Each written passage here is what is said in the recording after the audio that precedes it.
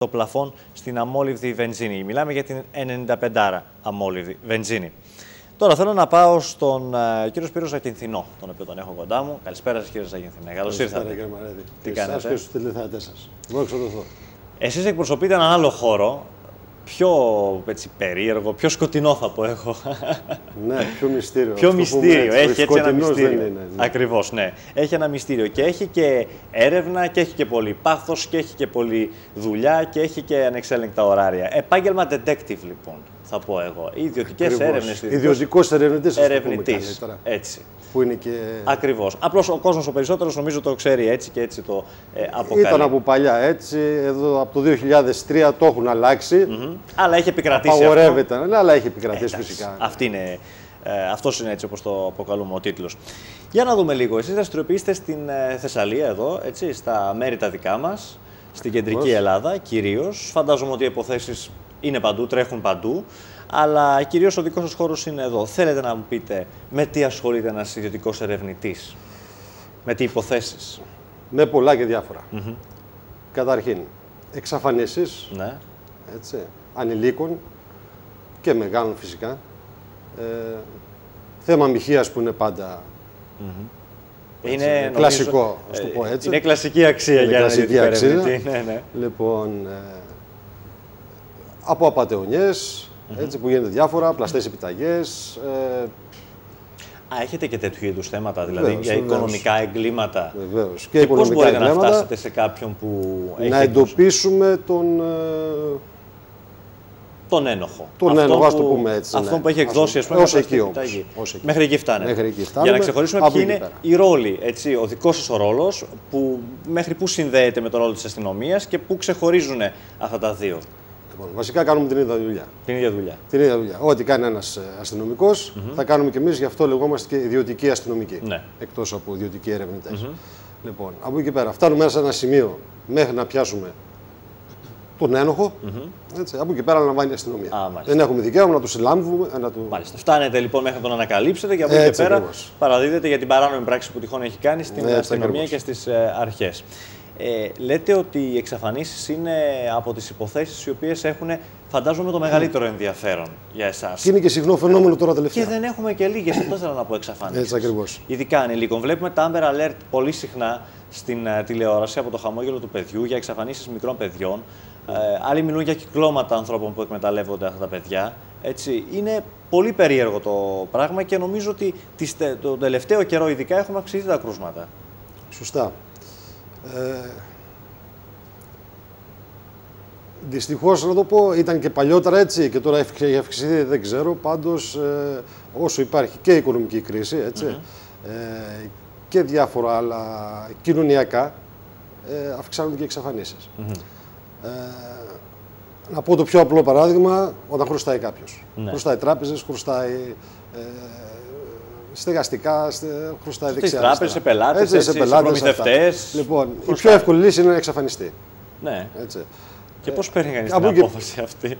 Είναι μες στο μυαλό του καθενός. Είναι μες στο μυαλό. Είναι μες στο μυαλό του καθενός. Υπάρχει, δηλαδή μπορεί κάποιος να το πετύχει αυτό, δηλαδή χρωστάς 1 εκατομμύριο ευρώ και λες να σηκωθώ να φύγω να πάω στη Βραζιλία, αυτό που λένε, ας πούμε, έτσι. Το κάνουνε. Φεύγουνε, τα αφήνουν όλα και καταλείπουν την οικογένειά τους και φεύγουνε. Τι γίνεται? Αν πάρουμε την περίπτωση που είχαμε πρόσφατα στη Λάρισα με το ταχυδρομείο, που την πήρε ο άλλος και έφυγε και εξαφανίστηκε στη Βενεζουέλα. Τα άλλα δηλαδή πρέπει να το σκεφτεί πολύ καλά. Δεν υπάρχει, δηλαδή για να φτάσει σε αυτό το σημείο κάποιος, δεν είναι οργανωμένος για να εξαφανιστεί. Είναι μια αθόρμητη σκέψη. Δηλαδή. Είναι μια αθόρμητη σκέψη που νομίζει ότι έτσι θα ξεκαθαρίσει ή θα διαφύγει από αυτούς που χρωστάει, τέλος πάντων, που τον κυνηγάνε, ή από τη γυναίκα του, ή από τα παιδιά του, ή από τους γονείς του. Έχουμε και αυτά τα φαινόμενα, έτσι, εκτός τραπέζης. Και πώς τους βρίσκεται αυτούς? Και άλλα. Υπάρχουν διάφοροι τρόποι. Έτσι, υπάρχουν διάφοροι. Πρώτον καιρό έχουμε πρόσβαση σε όλα τα αεροδρόμια του εξωτερικού και του εσωτερικού φυσικά. Μπορούμε να δούμε ποιος θα βγει, ποιος θα βγει. Μπορούμε να μάθουμε από άλλες πληροφορίες αν έχει βγάλει άλλο διαβατήριο έτσι, ή άλλη ταυτότητα. Από το κινητό του. Υπάρχει και το στίγμα. Υπάρχει το στίγμα. Πολλά. Δηλαδή, μπορεί κάποιος να σας κρυφτεί? Δηλαδή, αποφασίζω να φύγω αύριο το πρωί και να πάω σε ένα μέρος που ξέρω στη Σιβηρία, ρε αδερφέ, να πάω κάπου που να μην μπορείτε να μην κάνει τον κόπο κανείς να με εντοπίσει εκεί. Έτσι. Θα μπορέσω να το κάνω? Όσο ζείτε, όχι. Όχι. Όσο το είστε ζωντανός, θα σας βρούμε. Απλώς είναι θέμα χρόνου, έτσι. Αλήθεια. Είναι θέμα χρόνου. Κοιτά να δεις. Αν υπάρξει κανένα τύχημα και βρεθείτε νεκρός κάπου και σε καλά, καμιά χαράδρα. Δεν έχω και σκοπό, αλλά. Λέω, άμα είσαι ζωντανός δηλαδή. Όχι, δεν υπάρχει περίπτωση.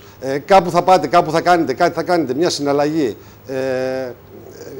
μια ταυτότητα, κάτι, οτιδήποτε. Ναι. Κάποια στιγμή θα δώσετε. Είναι καλά οργανωμένο το σύστημα, βέβαια, δηλαδή, ναι. Και κάπου θα σε βρουν. Εκτός πας σε μια ακτή να ζήσεις ένα. Δεν είμαστε, δηλαδή ο Έλληνας, θα το πάμε γιατί έτσι περισσότερο με Έλληνες δουλεύουμε, δεν είναι ο σκοπός του αυτός, δηλαδή έτσι έχουμε μάθει αλλιώς. Έχουμε μάθει αλλιώς. Δεν μπορούμε να πάμε να εξαφανιστούμε. Καλοπερασάκηδες, έτσι δηλαδή. Ακριβώς. Κάτι κάπου θα κάνουμε. Και αν έχουμε και λεφτά και τα έχουμε πάρει από κάπου τέλος πάντων, κάπου θα τα φάμε. Δεν τα έχουμε στην τσέπη και περιμένουμε. Να είμαστε και πολύ έξυπνοι πώς εξαφανίσεις και σε αυτά τα θέματα. Κάπου θα μας τρώει, κάπου θα κάνουμε τη λάθος κίνηση. Μας απογοητεύσατε όσους είχαμε σκοπό να την κάνουμε. Λοιπόν, μοιχείες. Φαντάζομαι ότι και εκεί γίνεται χαμός. Είπαμε, all time classic, έτσι. Τι βλέπετε, all φαντάζομαι, κάθε μέρα. Τι βλέπουν τα μάτια σας? Πολλά. Ναι. Πολλά. Δυστυχώς ή ευτυχώς, να το πω έτσι, η μοιχεία δεν είναι ποινικό αδίκημα. Ναι. Έτσι. Ευτυχώς μάλλον, γιατί. Ευτυχώς, ναι, και δυστυχώς. Τα δικαστήρια μόνο με αυτό, με τίποτα άλλο. Είναι αυτό, ναι, από μια μεριά είναι αυτό. Και από την άλλη όμως είμαστε χύμα όλοι. Έτσι. Ναι. Και ο καθένας σου λέει, αφού δεν υπάρχει ποινικό αδίκημα ή οτιδήποτε άλλο, κάνω ό,τι θέλω. Είναι, όπως είπαμε, η νοοτροπία του καθενός. Ποιοι απατούν πιο πολύ, άντρες ή γυναίκες? Τι λέει η εμπειρία σας? Όχι, είναι 50-50. Α, είναι 50-50. Είναι 50-50. Ούτε μικροί, ούτε ηλικίες δηλαδή έχουμε. Δεν μπορούσα να καμία. βγάλω. Ναι. Γιατί τα κοιτάω τα στατιστικά αυτά κάθε χρόνο. Έχουν ενδιαφέρον αυτά. Αλλά δεν υπάρχουν χρόνου. ούτε ηλικίες, ούτε νέοι, ούτε μεγαλύτεροι. Δηλαδή είναι το ίδιο ακριβώς. Όχι. Ξεκινάμε από 16 μέχρι 86. Τι λέτε? Δεν υπάρχει τίποτα. Και συνήθως τι γίνεται σε αυτές τις περιπτώσεις? Συνήθως εμείς. Φτάνετε, ας πούμε. Φτάνουμε κάπου, εντοπίζουμε υπάρχει ότι υπάρχει αυτό. Από εκεί πέρα ενημερώνεται ο εντολέας. Ναι. Και από εκεί και πέρα θα του δώσουμε και εμείς ορισμένες συμβουλές, φυσικά έτσι. Αν αυτό ήθελα να πω. Δηλαδή, ο άλλος τώρα, αν είναι θολωμένος, μπορεί να κάνει διάφορα πράγματα. Έτσι, και να σκεφτεί, να θολώσει το μυαλό του, να σκεφτεί τελείως άσχημα. Πάρει ένα πιστόλι και να σκοτώνει τον κόσμο τώρα. Έτσι. Εσείς τι τους λέτε? Ή αν υπάρχουν οικογένειες από πίσω, παιδιά, και υπάρχει η μοιχεία. Φαντάζομαι ότι ο δικός σας ο ρόλος ξεπερνά του ιδιωτικού ερευνητή να αυτός είναι σε απατάει, και φαντάζομαι ότι παίρνετε και το ρόλο και της κυρίας Τόπα που θα έχω σε λίγο, της ψυχολόγου, ότι προσπαθείτε λίγο να συμβουλεύσετε, έτσι, να κατευθύνετε. Τι τους λέτε συνήθως? Έτσι ακριβώς. Όπως είπατε, ο ρόλος μας δεν είναι μόνο καθαρά του ερευνητή, είναι και του ψυχολόγου, είναι και του δικηγόρου, είναι και του αστυνομικού, είναι και του φίλου. Έτσι. Γιατί από κάποια στιγμή και μετά έχεις μια επαφή με τους πελάτες, ξέρεις το πρόβλημά τους, προσπαθείς να δώσεις μια λύση, να δώσεις κάτι από κάπου να πιαστεί. Από εκεί και πέρα όμως, πάντα κοιτάμε το συμφέρον του πελάτη, του εντολέα, να το πω πιο καλύτερα. Αν υπάρχουν λύσεις, μπορείς να τις δώσεις και χωρίς το ξέρει ο ίδιος. Ναι. Έτσι. Από εκεί και πέρα, δηλαδή, ποτέ δεν τους φέρνεις σε επαφή κατευθείαν. Δηλαδή, ένα παράδειγμα. Υπάρχει τρίτο πρόσωπο σε μια σχέση. Μάλιστα. Έτσι.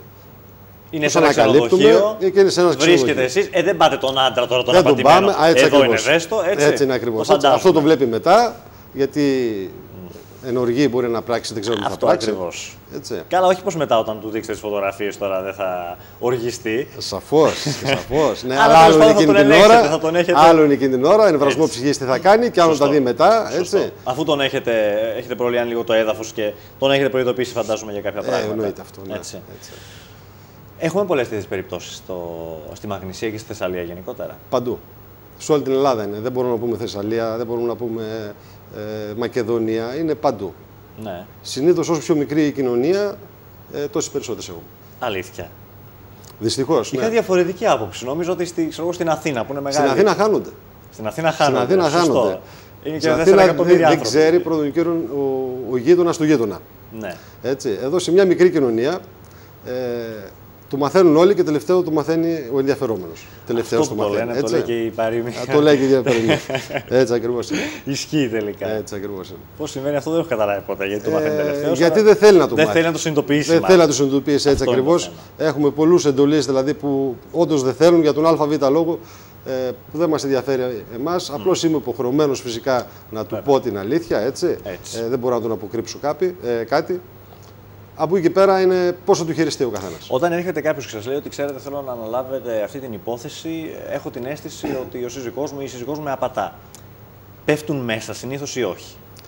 Το 70% πέφτει, ναι. Το 70%. Αλλά υπάρχει και ένα 30% που δεν πέφτει μέσα. Έτσι ακριβώς. Δεν πέφτει ή δεν θα πέσει στη χρονική περίοδο που θα το κοιτάξουμε. Μπορεί να έχει γίνει παλιότερα, να έχει γίνει μετά από καιρό. Ή να υπάρχει μια παύση το διάστημα αυτό που θα το κοιτάξουμε. Έτσι.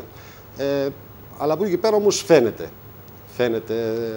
Φαντάζομαι ότι δεν λειτουργείτε μόνος. Φαντάζομαι ότι έχετε ένα δίκτυο συνεργατών. Το οποίο σας βοηθά για να βρίσκεστε παντού, να έχετε μάτια παντού, αυτό που λέμε. Υπάρχουν εργαλεία στη δουλειά σας τα οποία σας βοηθούν πολύ? Μηχανήματα και συσκευές που πρέπει να τις ανανεώνουμε συνέχεια. Έτσι, γιατί κάθε μέρα βγαίνει κάτι καινούργιο. Προχωράει η τεχνολογία. Κάθε μέρα μας στέλνουν mail, μας στέλνουν προσφορές ότι βγήκε αυτό, βγήκε εκείνο και βγήκε το άλλο. Αυτά δεν θα σταματήσουν ποτέ. Φυσικά έχουμε μηχανήματα για τη δουλειά μας, που βοηθάνε. Φανταζόμαι ότι είναι πολύ πιο εύκολη πλέον η πρόσβαση σε κάποια σημεία, με την έννοια ότι με τους δορυφόρους, με αυτά τα GPS, όπως τα λένε, τα Google Earth, μπορεί να βλέπεις από τον υπολογιστή σου τα πάντα. Έτσι, πού είναι το κάθε σπίτι, σε ποιο τετραγωνικό, πόσα μέτρα, το μετρά, ό,τι θέλεις μπορείς να κάνεις. Δεν είναι να τα εμπιστεύεσαι, όπως σήμερα π.χ. έχουμε με την Κοσμοτέ. Ναι, σήμερα είμαστε off τελείως όλοι.